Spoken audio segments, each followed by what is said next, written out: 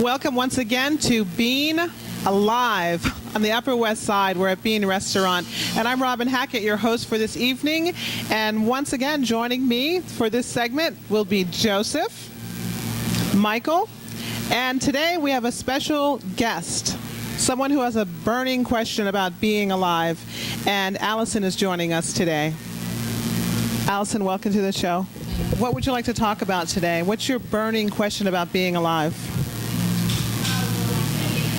Why am I waiting to live? We talk about the different options. Lots of people wait. Some people wait because they're afraid. Some people wait because they don't feel worthy. Waiting is a way of thinking about living, right? Right? Either you think about living you're doing, or you think about living waiting, not doing. Some people are afraid of success, but some people are afraid of what will happen if they fail. Now, if you just looked at the prospect of failing, what would that be like? Well, I'm not sure where I'd be after that. You know, a lot is writing. Well, let's take, for example, what I think one of my fears is to make it as an actor, and I'm not really sure what exactly it is that I would consider making it just yet. And so that becomes, okay, well, if I get to a point where I'm feeling like I'm not making it, I stop, and then it's like, okay, what else do I do now? This is all I've ever wanted to do. So if I fail, it's going to be really bad. Exactly. The key is to just feel. Because, you know, we go through life, you know, not living maybe the way we want to, and there's a reason that holds us back. So we have to feel what it's like. You know, obviously there's an impression of something that's not so good. If it was good, you would do it. Right. So, just if you can feel, right? Feel what it's like for your career, everything that you know, feel significant about to end. Feel that. What does that feel like? What does it feel like? I don't want it to end. It hasn't even started. Right. Okay. What if you came to terms with that? It failed. What would that feel like? It'd be very sad. Right. Exactly. You're pretty lost. Exactly. Now that's not like a little fear. It's not like that's not the fear of having your dinner 10 minutes late. That's like a big fear, right? Right. And you see, we have to see what is it that gets us out of bed, gives us a sense of significance of ourselves, right? Right.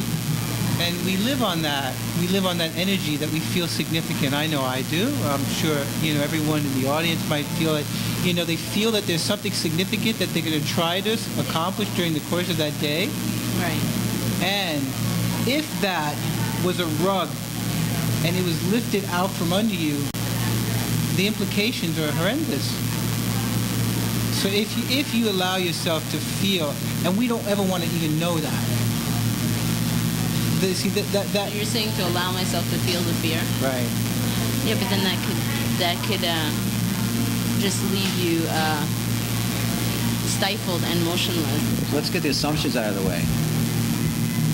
And then take a look at what you truly may think or feel that you're going to feel. Well, if I fail at it, it means that I wasn't as talented as I believed I was. It could be very damaging to my ego.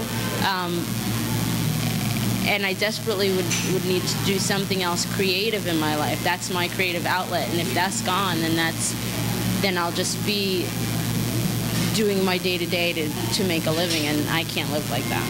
There is a significance to our aspect of what we want to do in life, our aspect of creativity or our aspect of functionality.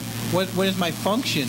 I'd like to be there, you know, just doing this because I truly love to do it, because originally that's what it started to be. But then I also, I want to make a living at it, you know, because I don't want to keep doing what I don't really want to do either. So that's when it becomes difficult. And the business of acting is really, really crappy. What is the most important? Are you afraid of making less money, or are you afraid of not having a function?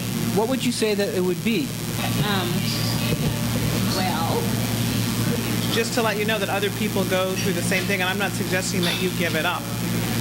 And I put my whole life on hold, waiting for my career to happen, and then once my career happened, then I could live the rest of my life. And so what I've decided to do is to no longer do that anymore. I'm not going to wait anymore. I have tried to find a way to integrate my music into my life and live a life as well.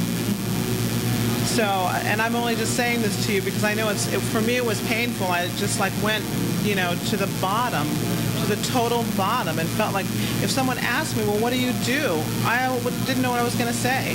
Well, that's part of it. You're identified with what you do, and I don't always want to be identified with what I do. You know what I mean? I mean, I love it and everything, but I want to meet you and I want to say hi and get to know you without going, so what do you do for a living? Or, what successes have you had in your life?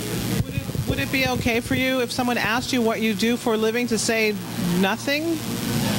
What would that feel like if you said nothing? I've never tried that. Let's try it right now. Try right now. Hi. Hi. Oh, so what do you do? Nothing. Wow, you sound interesting. How does it feel? That kind of felt empowering because it's like because you're expecting somebody to say I do this or that, I am this or that, or It's not as bad as you thought. You just went there. Though temporary and momentarily, you went into the nothingness. You said, I do nothing. And look what it gave you. Look at the freedom you felt. You're only free when you can go to either side. We want freedom for you if that's what you want for yourself. Yeah. So when we take you there, it's just so that you can free yourself. It's not to change any of your goals. Your goals can remain exactly the same. You can continue your career. But wouldn't it be nice to continue your career with a sense of freedom and peace? And so that middle of the road is not working. So we can suggest other ways of traveling that might work a little bit better and give you this kind of sense of relief. How's that feel? much better. It makes sense to you? It does make sense. It does make a lot of sense, I know how to look at it differently.